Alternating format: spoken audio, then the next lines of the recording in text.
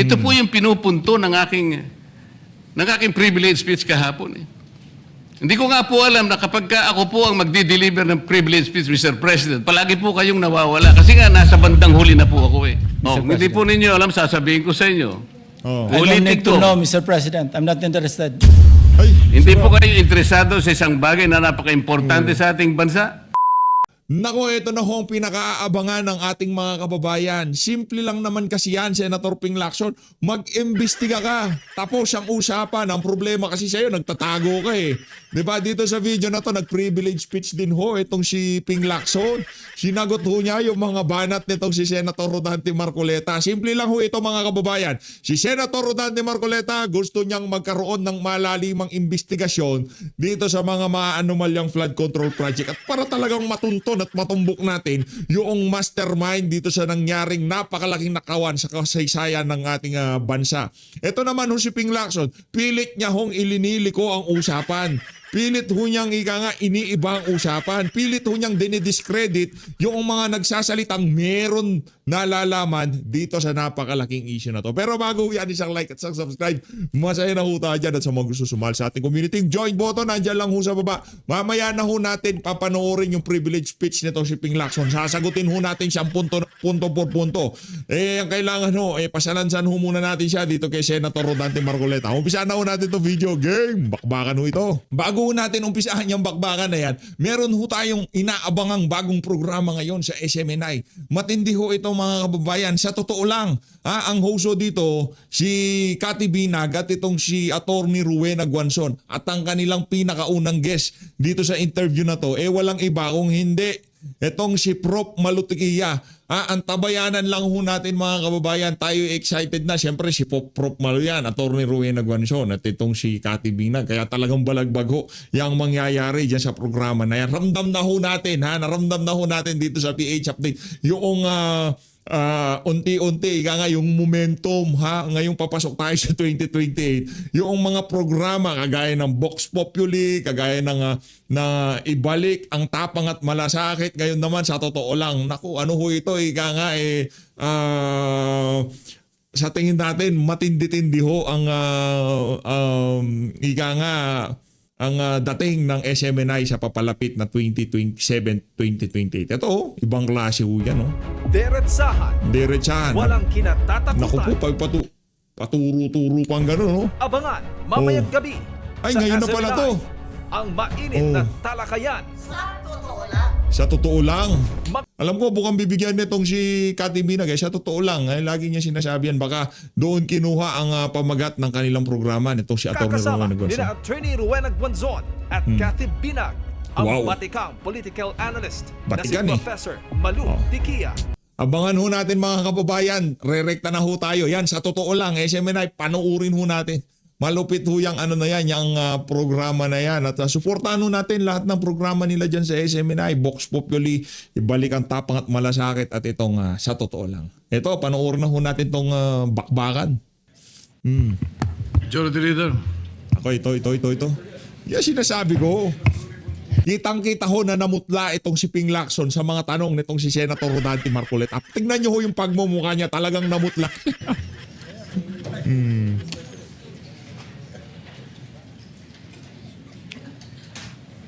Majority! Ano ba naman yan? Majority Leader, are you... Nakikipagchismisan pa ata si Majority I'd like Leader. to ask the gentleman from Pampanga, Tarlac, is he standing up to wish to interpolate the Senator Marcoleta, what is the Gentleman pleasure? from- Bakbakan to. You're recognized. What is the Thank you, pleasure? Mr. President. Seeking the floor.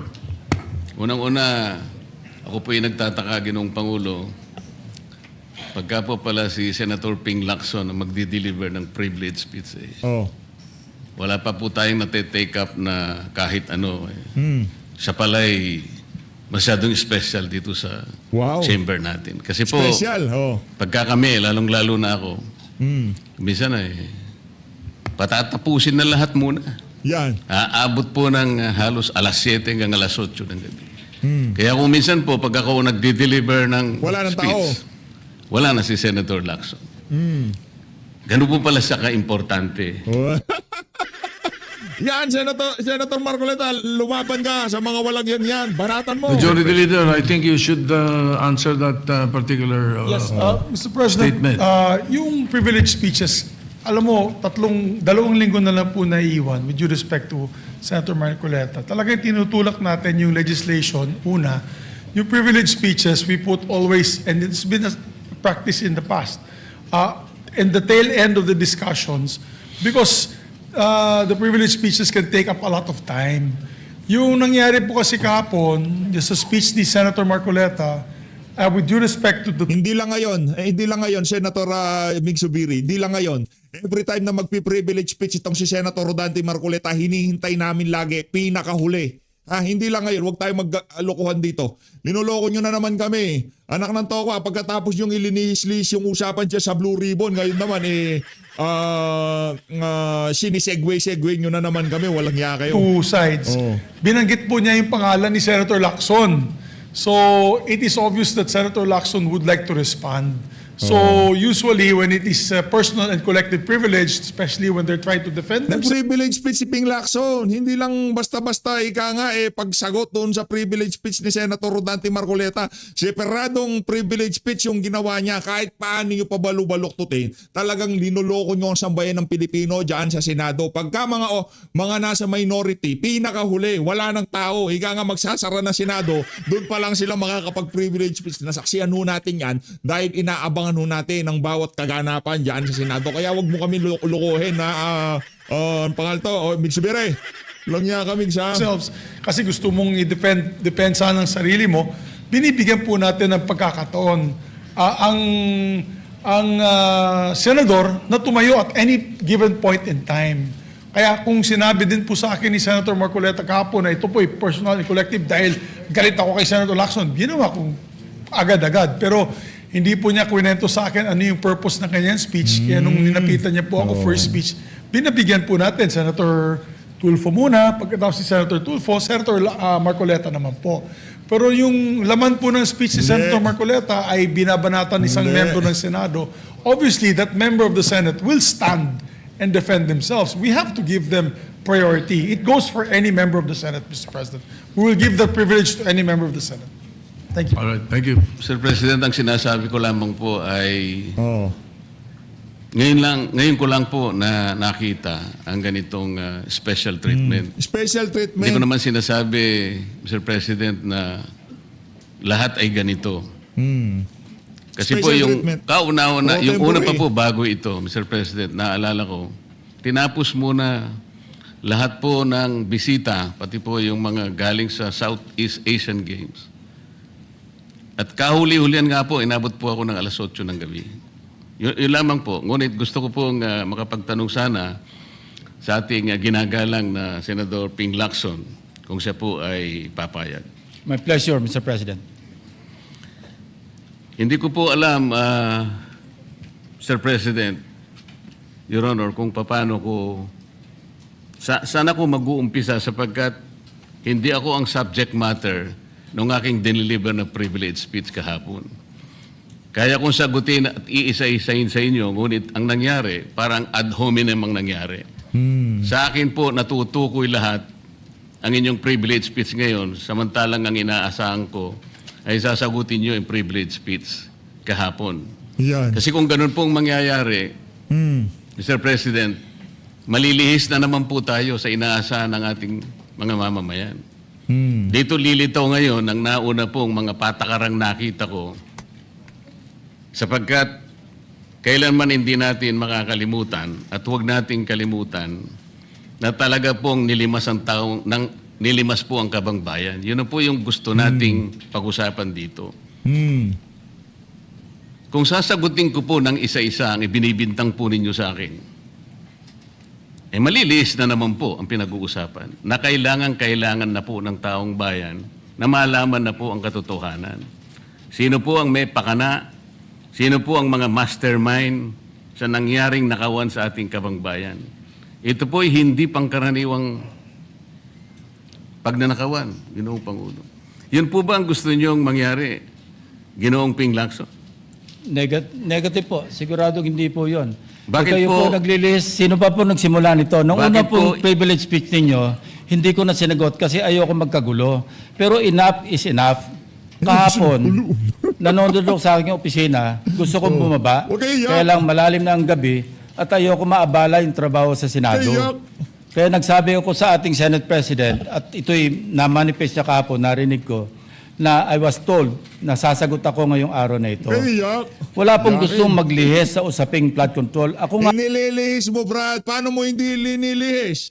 Merong magsasalita, sisirain mo yung credibility. Hindi mo pa narinig sa komite, wasak na credibility. Hindi pa natin narinig yung sinabi sa komite, binabanatan mo na. Paano mo hindi linilihis? Sinungaling. nga po, very passionate po ako dyan, mulat sa Passionate? pool. Wala po kayo Ano? rito. Ako po talaga lumalaban sa korupsyon. Pagdating sa national budget, pagdating sa lahat ng usapin, hindi nyo po matatawaran Hindi. ang aking hangarin. Hindi totoo yan. Maituwid Sinungaling. ang lahat ng katiwalian dito sa ating Pinagtatakpan mo. bansa dahil hindi Si po Martin tayo Romualdez. uusad. Pero enough is enough. Patuloy enough. po kayo sa pag-atake sa akin. Kasi ka-atake ka, mantakin mo. Lumabas si Gotesa, gustong sampahan ng perjury kasi siya nagsinungaling daw doon sa notaryo. Nanumpa sa komite, anak ng toka, umabot na yung pagtago kay Gutesa. Hindi ka nagpatawag ng hearing, nag-inarte ka, nag-resign ka, tapos bumalik ka. Gusto mo lang palang magpahilot. Lumabas itong si Zaldico, okay, so hindi daw naka-under oath, dapat naka-under oath. Ngayon, hindi natin magamit yung salaysay nitong ni Zaldico. Nagsalita yung mga security guard ni Zaldico. Mathematically impossible daw. Imposible daw mangyari yun na ma-deliver. Dapat mapanggang sa ngayong panahon na ito, di-deliver pa rin daw sila. Di ba hindi pa natin narinig sa Senado, hindi pa natin narinig sa hearing, sinisira nyo ng credibility nung mga gustong maglahad at merong nalalaman dito sa napakalaking skandalo na to na mapahanggang sa ngayong mga panahon na to ipinapahirapan ng ating mga kababayan. Kaya di ako nagtataka kung bakit ang daming buwisit dito sa mukha na to eh. Ang daming galit na galit dito sa Ping Lacson na to eh. Yung mga mainstream media siguro, yung ibang mga nakatanggap din ng maleta, okay lang sa kanila ginagawa niya dahil nga nalilihis ang usapan. Di ba? Talagang meron pang aksyon na nalilihis. Balikan nyo po, res ipsa loquitur. Andyan po lahat eh. Wala po ko inimbento. Salita nyo po lahat yan eh. Sabi nyo, iniinsulto ko kayo. Sagutin nyo po.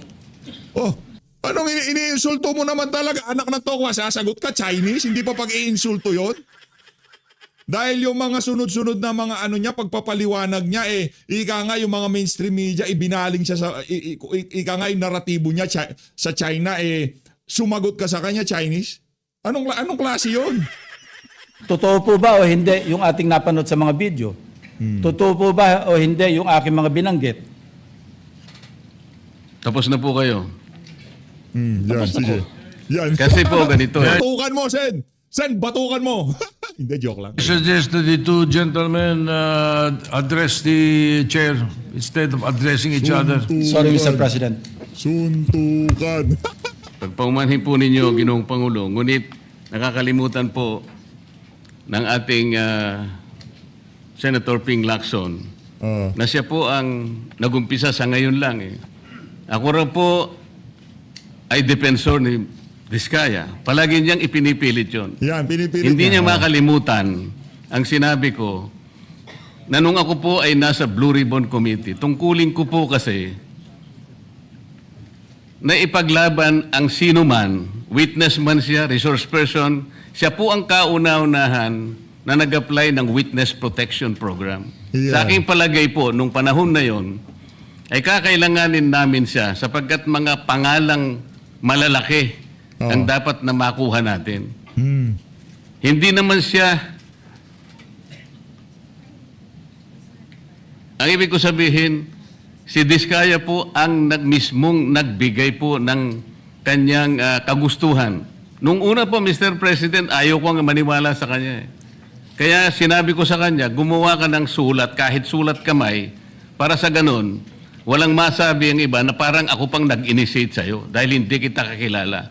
Kailangan malaman muna natin Buti pa si Ping Lacson, meron siya picture na kasama mga diskaya.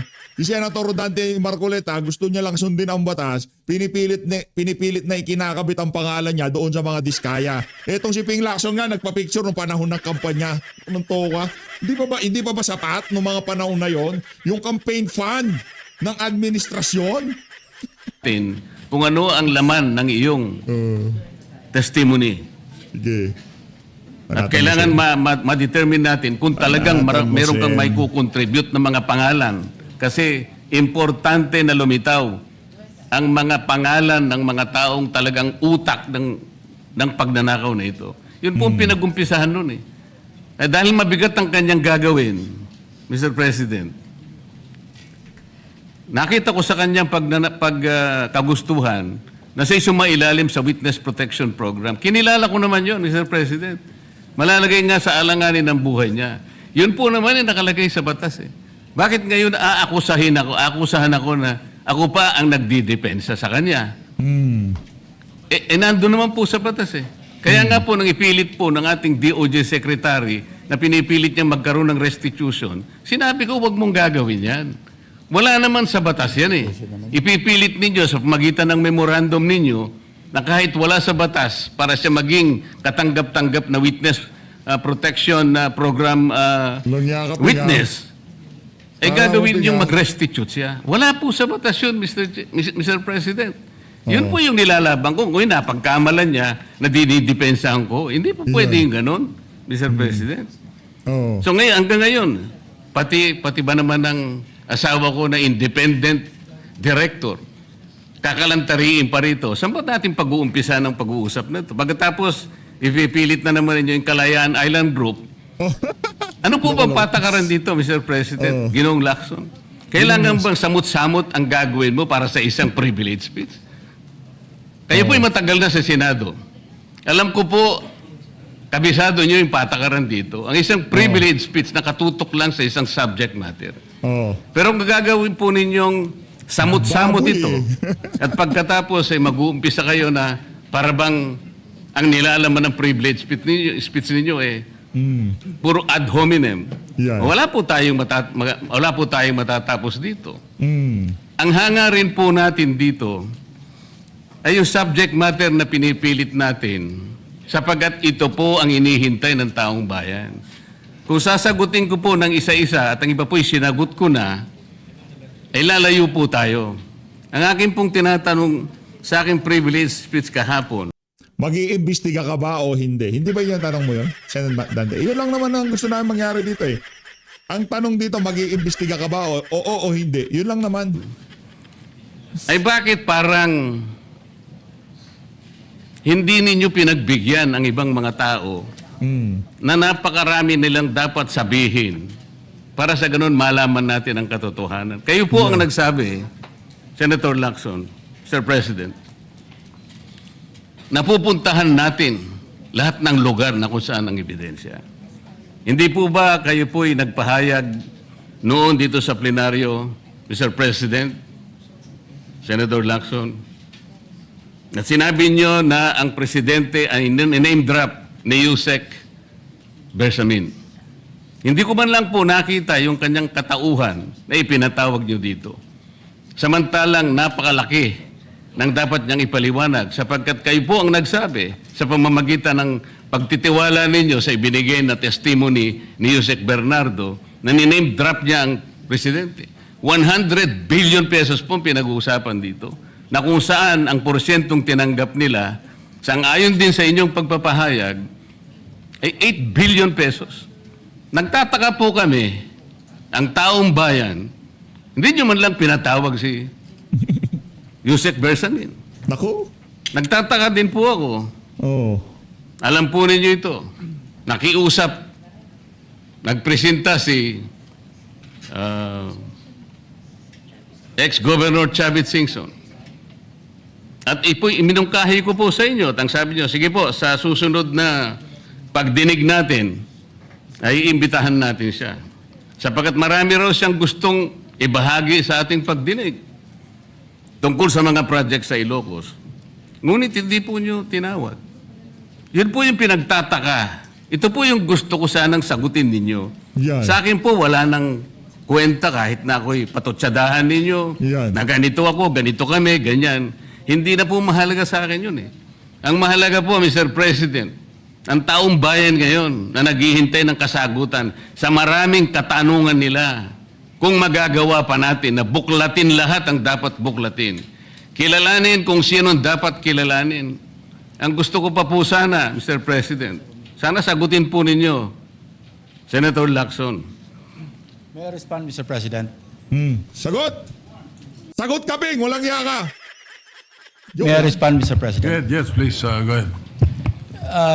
Hindi ba naman walang hiya? Ang dami na naglabas ang mga konektado kay Zaldico, di pa rin siya nag-iimbestiga. Nagkagera na sa Middle East at lahat, hindi pa rin siya nag-iimbestiga. Mr. President, Your Honor, have you read the partial committee report? Ganito po ang nangyari, Mr. No, have you read President. the partial committee report? That is my question, Mr. President. Binasa ko po, ngunit hindi ko po magawan ng paraan kung paano ko po itatrato. Kasi kahit na po Yan. ganun ang nangyari, tiningnan ko po eh. Kaya lang, sabi ko sa mga staff ko, nung mag-meeting kami, bakit ka ako wala man lang pirma ito? Ito po italiwas po sa inyong ipinahayag kahapon. Sinabi Mr. nyo President, rito, If I may be natanggap allowed, ko. Mr. President. Patapusin niyo muna ako para may paliwanag ko kung bakit hindi man lang ako sumagot sa inyo dito sa ibinigay niyong material na ito. Kasi sinabi po ninyo, Ayan. for one, I have it on record that his office already received a copy of the BRC Parcel Committee report as early as February 11, both hard and soft copies, but he has not signed it, even with I dissent remark. It follows that as chairman, I was first to sign before routing the same contrary to his claim that I did not. Kahapon lang po namin nakita ito, Mr. President. Pero hawak ko po dito yung pinrint naming kopya na nakuha lang namin sa isang link sa PDF document. Kami lang po nagprint nun. Wala pong pirma. Mr. President, we assume that it came from the office of Senator Lacson or probably from the Blue Ribbon Committee. I would not assume otherwise. So sabi ko, kung walang pirma ito, wala man lang covering letter, ano bang gagawin namin dito? Gagawin ba nating banderitas ito? Ganun po ba yung pagbibigay ng isang importanteng dokumento? Kung inaakala po yung importante ito, eh bakit wala naman pong pirma man lang? Sa akin So palagay, hindi po ganun ang pagtrato sa amin bilang miyembro ng Blue Ribbon Committee. Dapat man lang sana, kahit na initial nyo lang po at meron siguro kayong instruction doon, anong gagawin namin dito? Now, before Senator Lacson responds, will you answer the question? Did you read it or not? That was the question. Yes, Mr. President. You read it. Okay, Senator Lacson, go ahead. Yes, Mr. President. I mentioned it in my privilege speech. Yeah. Binigyan po natin Tago. ng tikitigis ang kopya na may watermark ng kanilang opisina. Una, nagkaroon po tayo ng isang masamang experience na nag-leak Tago. yung nauna ng ni-route na committee report. So naisip Tago. namin, para matunto natin kung saan opisina manggagaling ang leak, bigyan natin ng tikitigis ang kopya, hindi po talaga pipirmahan yun kasi advance copy po yun eh. Nasabihan po namin ang kanilang mga staff na kapag ready na sila na pumirma at nabasa na nila, hudyatan nila kami, ipapadala namin yung physical or yung hard copy. Nandun po yung signature page, nakapirma po ako doon. Hindi ko po pwede ikalat yun nang wala akong pirma kasi ako yung chairman. Wala Hindi niyo daw po eh. narinig yung aking paliwanag sa aking privilege speech na talagang walang pirma yung aming ikinalat sa bawat miyembro. Dahil yon para lang mapabilis kasi 400 page. Hindi. Huwag mo kami mapaandaran ng para mapabilis. Happy nga. Tigil-tigilan mo kami dyan sa mapabilis na yan. Mapabilis. Mag-imbestiga ka. Buisit ka. Anong mapabilis? Di ba? Anong mapabilis? Mag-imbestiga ka, Ping. Ha? Mag-imbestiga ka. Pages po. Alam ko magtatagal mabasa. So para simultaneously, isipin niyo po Mr. President, kung isang kopya lamang yon na aking igagala sa 17 o 20 miyembro ng Blue Ribbon Committee. 1 taon po, baka hindi pa tapos mabasa. So gumawa kami ng nag-devise po kami ng isang pamamaraan para simultaneously, sabay-sabay nila mabasa with the advice to their staff na kapag nabasa na at ready ng pumirma, sabihan kami, dadali namin yung kopya na mayroong signature page at sa kanila pipirmahan. Katunayan kahapon po si Senator Bam Aquino. Binigyan namin sa kanya yung may signature page at pumirma siya. Hindi po matatapos kung yung 467 yata na pages, iisa-isahin namin iikot. Mahirap po. Gumawa na nga kami ng paraan para matakil na sa floor, Madali lang, ilan may lang defend naman. ko, at makamove forward tayo na tulad ng binanggit ko sa aking privilege speech, simula na tayo uli ng mga panibagong pagdinig. Ngayon, sinabi po ni Senator Marcoleta na bakit hindi inimbitahan si Undersecretary Bersamin. Kaya ko po tinanong, kung nabasa niya na yung report, kung meron po siya may ipakita sa akin doon sa committee report o doon sa TSN, doon sa minutes ng pagdinig na nabanggit ang pangalan ni Undersecretary Bersamin. Bukas na bukas din po o bigyan natin 3-day notice rule. Tatawag po ako ng pagdinig, ipapatawag natin si Undersecretary Yan! Bersamin. Oh. Ang binabanggit niya po yung aking interpellation sa DB. Magpatawag ka ng hearing. Magpatawag ka ng hearing. Ang problema kasi sa'yo, ano ka ang tawag dito, kakaiba ka brad Hinihintay namin hearing. Kung ano-ano pinagagawa mo sa... Ano pinagkakabalaan mo? Anak ng tao ka, sinisweldohan ka na sambayan ng Pilipino. Ibinigay sa'yo yung Blue Ribbon Committee. Gawin mo, trabaho mo. Walang niya ka. BCC na kung saan si Undersecretary Bernardo gumawa ng personal na sulat kay Pangulong Bongbong Marcos. At sinasabi niya doon na ito yung mga personalidad na alam niya, na naalala niya na mayroong allocable at kung ano-ano pa. Wala po sa Blue Ribbon Committee minutes yun. Sa labas po yan sa plenaryo, sa DBCC, sa National Budget Deliberation. So kung may papakita po sa akin ng ating kasamahan, Senator Marcoleta, na mayroong isang mention sa affidavit o sa salaysay ni Undersecretary Bernardo na binanggit si Undersecretary Bersamin, di tumawag po tayo ng pagdinig at mag-motion siya na ipatawag kung sino man ang gusto niya ipatawag. Ngayon, si Governor Chavit Singson, wala naman pong paliwanag. Ano po yung ite-testify? Konektado po ba sa issue at hand, which is the flood control projects? Kung konektado po, sana sumulat po siya sa chairman at sinabi niya, ito yung lalamanin ng ite-testify o ito yung naka-attach yung draft affidavit ni Governor Chavit Singson. Sino naman ako para tumanggi na ipatawag kung sino man yung resource person? Nagpadala nga siya ng surprise witness, siya lang nakakaalam Hindi ko po inawat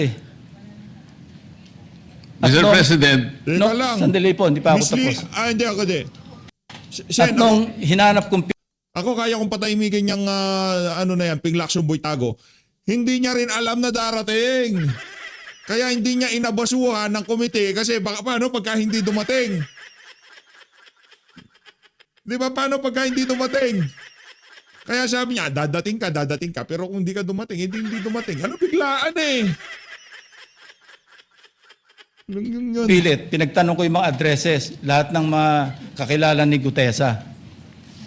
At inalam po namin sa pamamagitan ng CCTV footage, baka naman merong sumalubong o merong kasama na pwede natin matunton kung nasan si Gutesa. Ganun po kasi ang aking pagnanais na talagang... Hindi, Brad, hindi. Yung mga kasama ni Gutesa, wag na natin pag-usapan si Gutesa. Tapos na si Gutesa. Hinahanap. Yun, 18 na Gutesa, ayaw mo? 18 na Gutesa. Kaso yung isa na to, yung nagnotaryo, hindi na-atras dito, Brad. get to the bottom of this issue.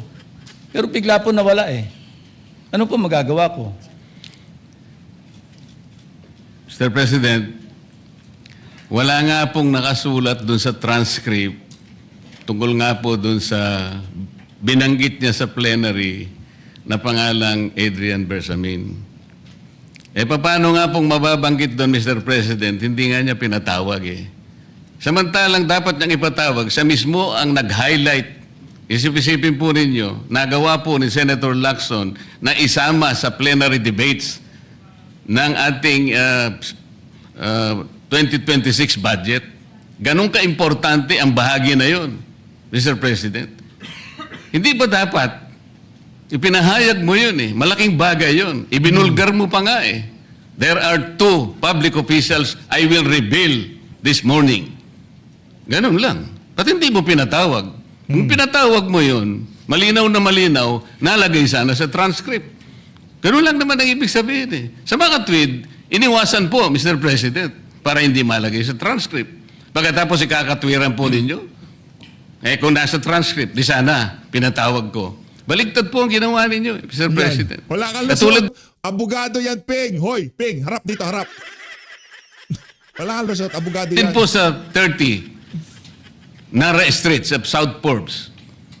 Ilan po yung binanggit ng mga tao doon? Hindi ko po sinasabing totoo yun. Pero for purposes of the inquiry and investigation, kung talagang ganun, kalawak ang inyong pananaw. Dahil pati nga po yung pagpunta ni Gutesa, pati CCTV po pinakita ninyo. Yan. And dami po sana ng pagkakataon na nakita sana lahat ng mga binanggit ni Saldico na mga ginamit na sasakyan. Yan. Makikita doon sa pagitan ng alas 9 hanggang alas 10 ng umaga. Tawagin natin yung kung sino man yung security agency doon. Pero hindi po ninyo ginawa eh. Pero sasabihin po natin, you wanted to emphasize one point. Kung nasaan ang ebidensya, ay talagang pupuntahan natin. Kayo po ang inconsistent eh. Pagkatapos ako ang sasabihin ninyong inconsistent. Ang dami po eh. Nakiusap ako na, sabi nga natin, ang dami pong tumuturo sa pangalan ni Martin Romualdez. Inimbita po ninyo, hindi dumating, nakiusap ako, naimbitahan uli, ang sabi po ninyo sa magitan ng inyong interview, kung pupunta siya rito, welcome. Kung hindi siya pupunta, wala tayong magagawa because of inter-parliamentary courtesy. Mr. President, hindi po karaniwang pagnanakaw ang nangyari sa kasaysayan ng ating bansa. Hindi po ba ninyo naiisip, mismong kabang bayan ang tumagilid? Pagkatapos magtatago kayo sa prinsipyo o doktrina ng inter-parliamentary courtesy? Aray ko. Kung ako po ang chairman ng Blue Ribbon Committee, Mr. Chair, Mr. President,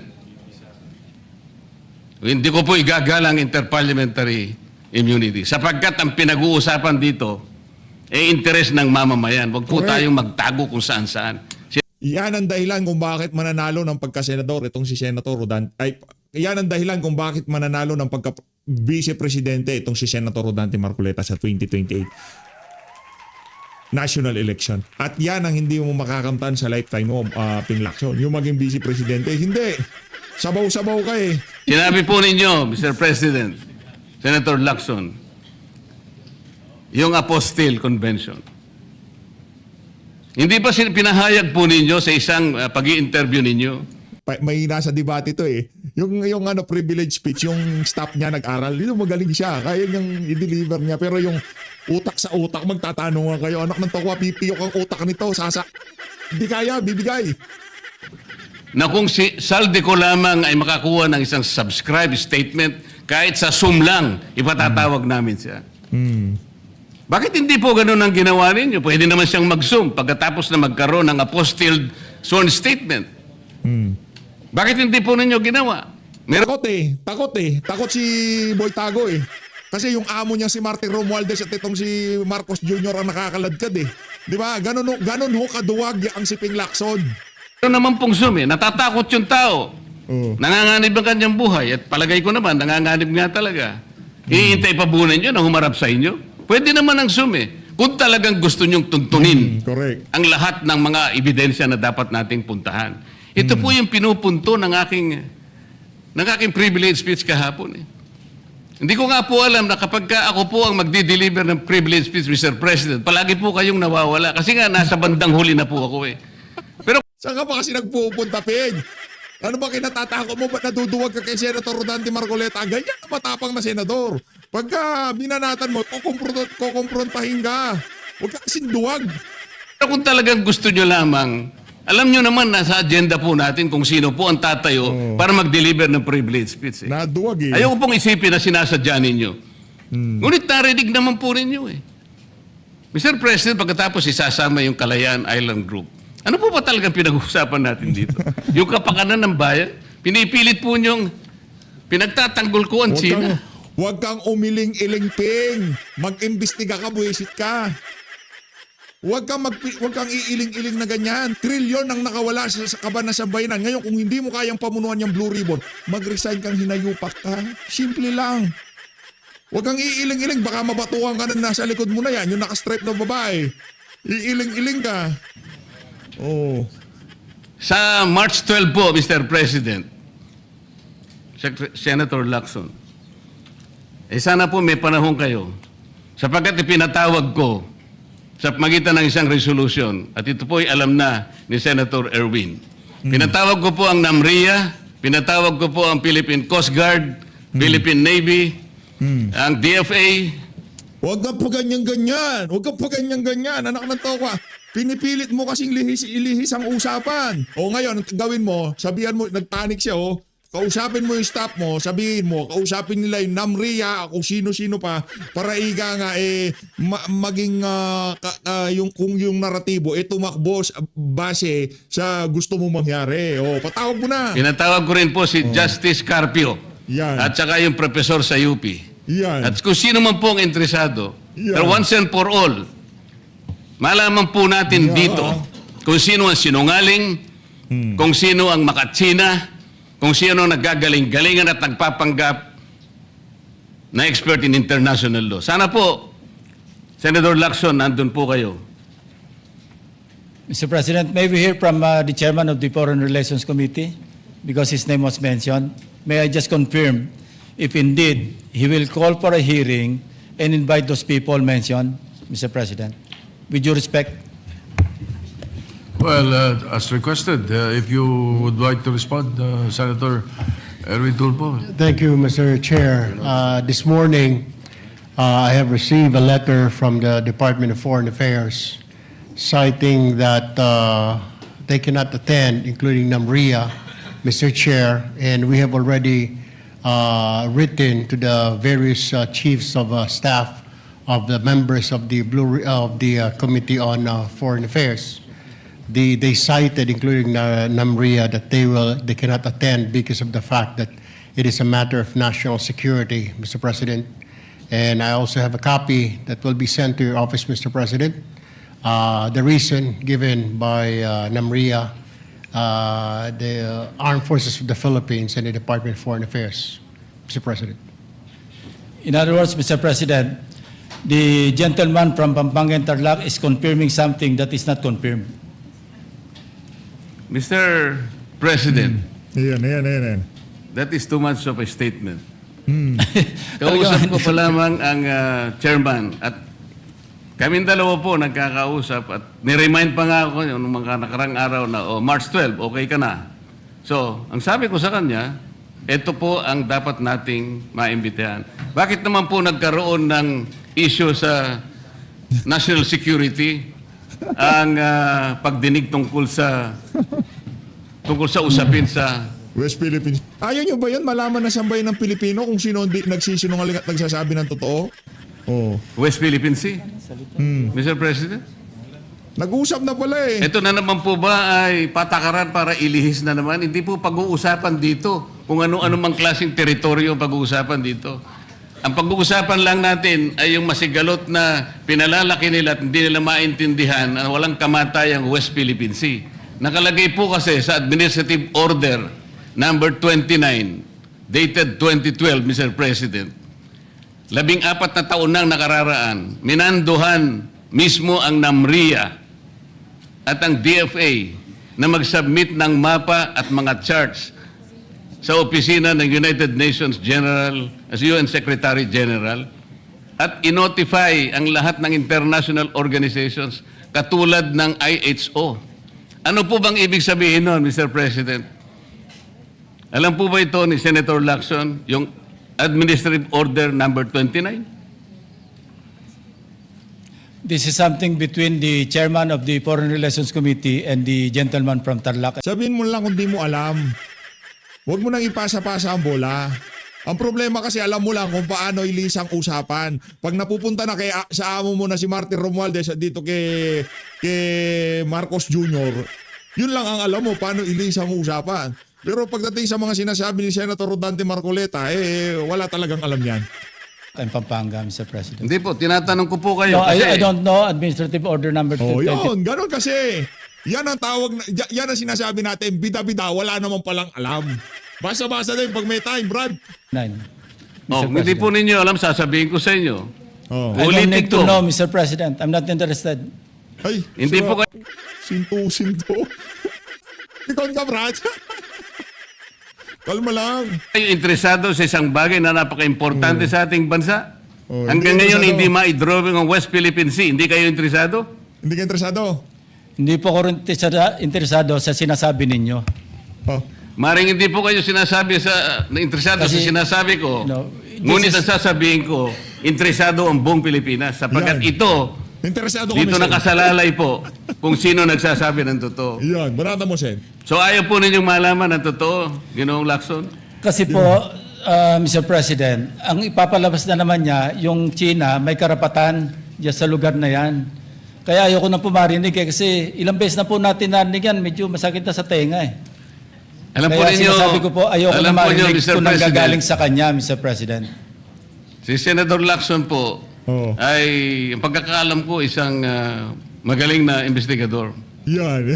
Pinakamagaling. Mali, Sen, mali yan. Hindi lang magaling. Pinakamagaling. Yan. Eh ngayon po pala yung manghuhula na. Oh. Paano po niya nahulaan? The, Ang sasabihin ko ay, the debate is going into Yeah. motives and all of that. So, motu proprio, the presiding Wala na, officer. natatalo yung bata nito. Natatalo yung bata nito sa debate. Uy, to the rescue itong si Pepsi.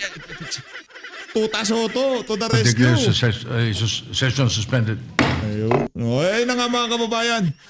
Dito na una tatapusin ang pagpapagulong nitong si Senator Rodante Marcoleta dito kay Ping Lacson Boy Tago.